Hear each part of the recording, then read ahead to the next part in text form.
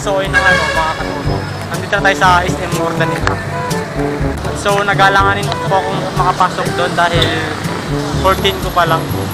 21 patas lang pwedeng pumasok. Kaya baka si Colonel Nelson lang pwede. At itatry ko pong pumasok kung pwede. Daming guard dun sa harap, mga katuro. Dito nyo dun.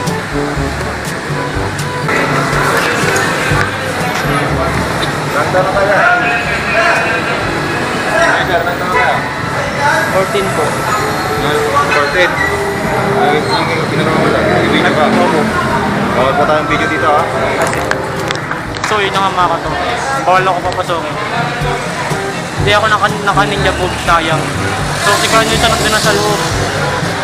At mag-i-stand kami dalawa dito.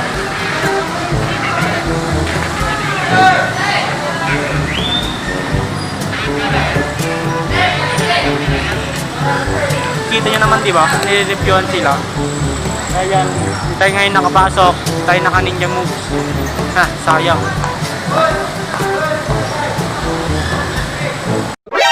NANI?! お前はもう死んでいる。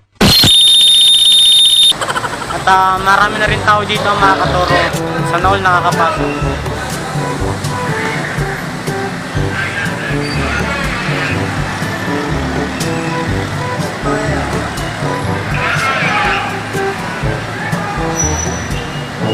So ngayon guys, It was at this moment that he knew. He fucked up.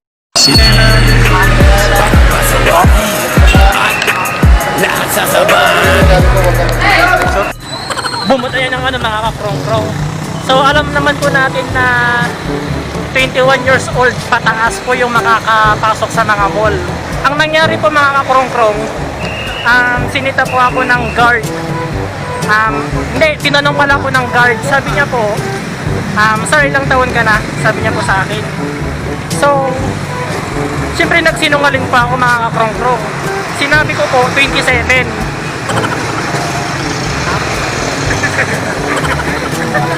De joke lang. Mukha ba akong bata? Kasi tinanong ako ng guard kanina kung ilang taon na daw ako. Hindi ba obvious sa pagmumukhang ito? Kaya nga naman. Ako yung sinita kanina. Siya yung sinita, si Janire. Sabi niya kanina, hindi mo ba alam na bawal yan dito? Sabi ko sa akin. Sulat ako. Tapos sabi niya, hindi mo ba alam kung ako yung mga babae ng mga ganda dyan? Hindi sila nare-reklamo. Sabi sa akin. Kaya yun, hindi lang ako nagsalita. Tapos kinakabahan ako. Talabit mo nga, talabit ko. Kaya mo yung mga video mo, sabi niya. Itong camera? Oo. Bakit? Ako nga kukunin niya. Oo. Anong ginawa? Nakabuka ng video ko eh. Oo. Silip niya yung video. Oo. Tapos yun. Talabit mo yung mga video mo. Ano? Kaya mo yung mga video mo. Kaya nagtakusilyo yung video mo kayo sa baka. Oo. Pipit-pipit yun. Oo. Ayan. Hindi mo palang na bawal yan. Sabi sa akin. Oo. Ay, walang sir. Kasi ngayon lang kasi ganun mga boss eh. Oo. May lang kasi yung kasama ko. Sunod lang ulitin yan ah. Hindi mo palang na bawal yan. So nabidyoan mo ba yung mukha niya yon? Bidyoan ko. Sige na tingin eh. Nabidyoan mo siya? Oo. Ako doon. Nagbablog ako. Ay, ang ganda ko ano. Nakabal niya ako doon. Guys, bakit bawal bang mag-vlog sa mga public? Kung makikita niyo pong itong guard na ito, yan. Pakisabi po sa kanya na nasaan po yung prueba niya na bawal mag-vlog po sa public places. Although nasa labas pa tayo ng SM, hindi pa naman po tayo nasa loob. Bawal bang mag-video sa mga ganon? So kung mapapansin niyo po ito. Pakisabi po sa kanya, pakitaan niya po kami ng prueba na bawal pong mag-vlog. Ito po yung sinigang ng anak ko yan. Mamaya na may kinakasap nila. Mamaya na issue. Hindi. Bakit bawal bang mag-vlog? Titignan na lang po natin kung ano nga ba yung sinabi ng guard sa kanya. So, re-reviewin lang po natin yan at papanoorin lang po natin yan mga kakrong-krong. So, yun lang po.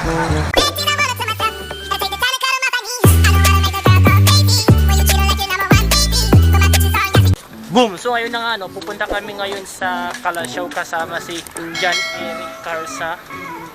Pupunta po kami ngayon sa Kalasyaw para bumili po ng parts sa computer para po sa gagamitin kong online class. Charot.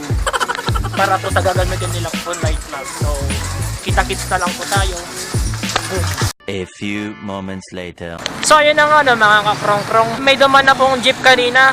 So yung duman pong jeep kanina, Tibag Villa lang po siya. Tapos sabi ng driver, transfer na lang daw po tayo. Pagkababa natin sa Santa Barbara, sasakay po tayo ng jeep papunta sa Dagupan. Yun po yung sinabi ng driver sa amin. So hindi po ako papayag doon. Kasi siyempre magastos po yun. At mabagal pa yung trip ng jeep. Tapos kukundi pa yung pasahero. So mabagal talaga. Ang gusto po namin mangyari ngayon, yung isang sakayan lang po. Sasakay ka dito, bababa ka ng Kalasyaw. Yun po yung gusto kong mangyari sana. So maghintay na lang po tayo ng jeep or bus or van na lang po mga kakrong-krong. A few moments later. So yun na nga mga katuko. At magbaban na lang kami talaga. Walang masakyan itong van yun. At papasok na kami ngayon mga katuko. Dito ka na dito.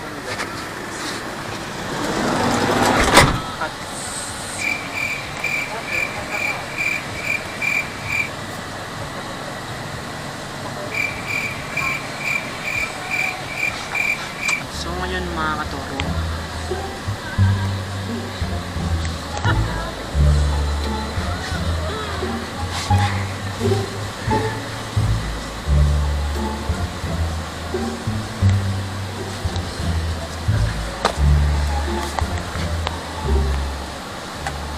tugtong mo na lang doon. So ngayon mga katoro, at nakakasakay na kami. Wala kaming masakyan. Diyan na lang van. Diyan tahimik.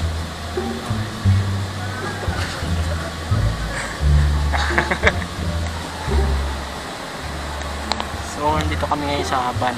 At wala na kaming masakyan, kaya ito na lang van. Walang bus. So ang tahimik. Oh. At so ngayon mga katoro, at watch nyo na lang kami sa may Kalasyaw. Kita ka naman tayo dito.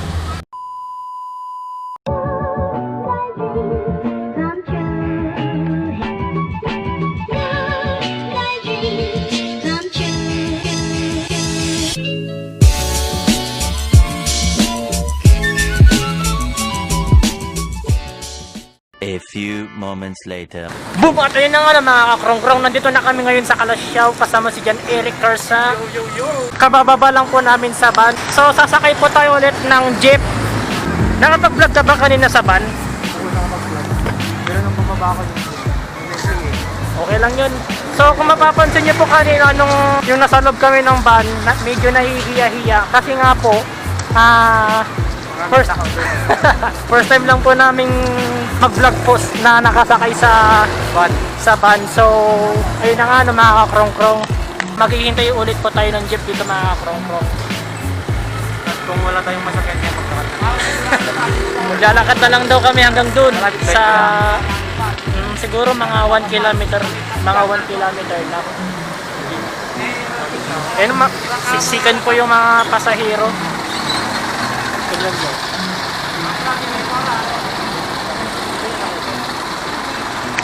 So wala po kaming masasakyan sa loob. Okupado po lahat ng mga nakaupo.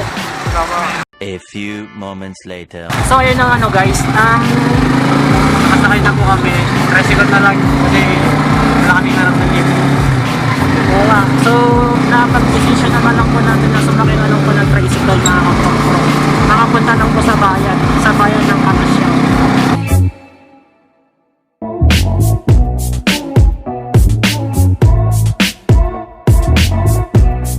Bumatayo na nga ng mga kakrong-krong. Bumaba na po kami sa tricycle. So, maglalakad po tayo papunta sa pinakabayan po ng Kalasyaw.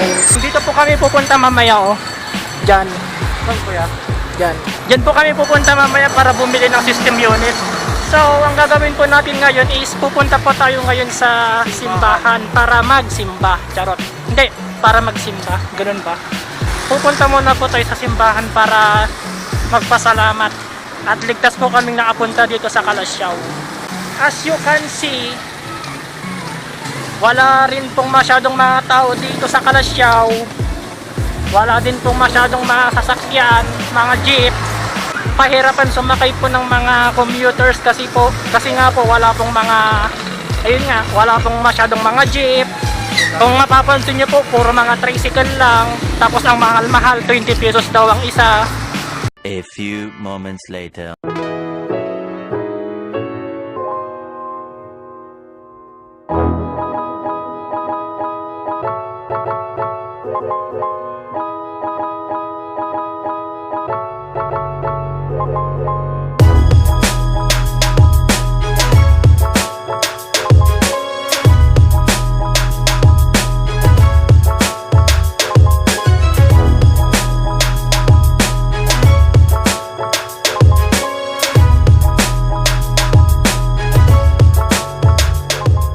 Bumutayo na ng mga krong-krong, so tapos na po akong pumasok sa loob ng simbahan para magdasal at ayun na nga no, mga kakrong-krong.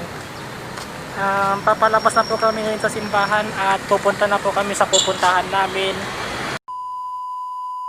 So yun na nga no, magmerienda lang kami saglit ni Kuya Paco Budon. Pagkatapos magmerienda, pupunta na kami doon. Bibili na kami ng pesa ng computer.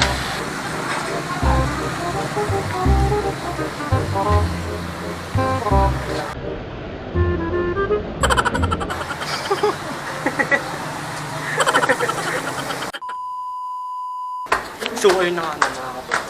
At nandito na kami ngayon sa pinagbibilan namin na pesa ng isa.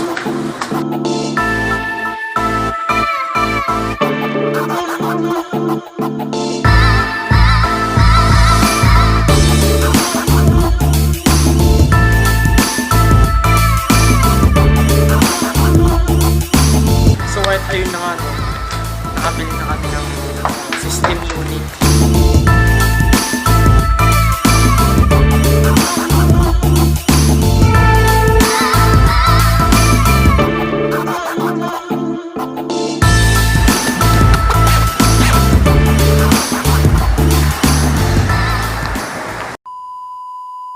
Dahil MGCQ pa rin po tayo ngayon dito sa Pangasinan, ang rate po ng pamasahe mula Urdaneta hanggang dito sa Kalasyaw, 50 per person po mga kakrong-krong. Tapos pagkababaw nyo po dito sa Kalasyaw, ang rate po ng pamasahe tricycle po, 20 pesos po ang isang tao. So magbaban na lang po kami mga kakrong-krong. A few moments later.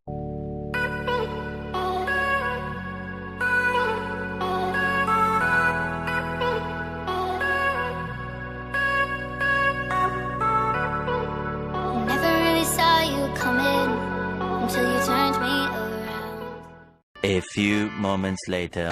So ayun na nga no, mga kato. Nasa Urdaneta na po tayo. At naiuuntan pa po tayo ulit sa SM Urdaneta. Baka magbabayad ko si Kuya Nelson. A few inches later. So ayun na nga no, mga kato. Nandito na tayo sa SM Urdaneta. So nagalanganin po akong makapasok doon dahil 14 ko pa lang. 21 patas lang pwedeng pumasok. Kaya baka si Kuya Nelson lang pwede.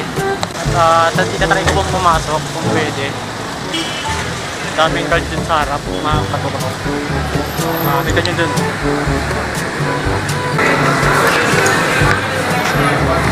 Ganda na kaya. Ganda na kaya. 14 po. 14. Ang pinarama mo lang. Nag-video ka. Bawal po tayong video dito ha. So yun na nga mga katukaw. Bawal ako papasokin. Hindi ako naka-ninja move, sayang. So si Kuya Nelson nandun na sa loob. At maghihintay kami dalawa dito.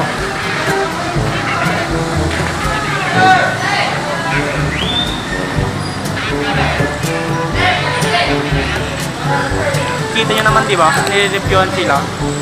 Ayan, hindi tayo ngayon nakapasok, hindi tayo naka-ninja move. Ha, sayang. NANI?! お前はもう死んでいる。 At marami na rin tao dito mga katoro. Sana all nakakapasok.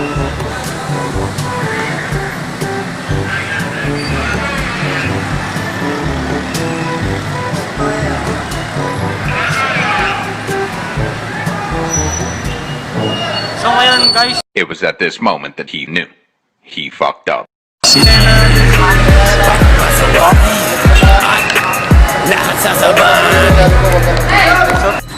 Bumutayan ng mga kakrong-krong. So alam naman po natin na 21 years old pataas po yung makakapasok sa mga mall. Ang nangyari po mga kakrong-krong, sinita po ako ng guard. Hindi, tinanong pala ako ng guard. Sabi niya po, sir, ilang taon ka na? Sabi niya po sa akin. So, siyempre nagsinungaling pa ako mga kakrong-krong. Sinabi ko po, 27.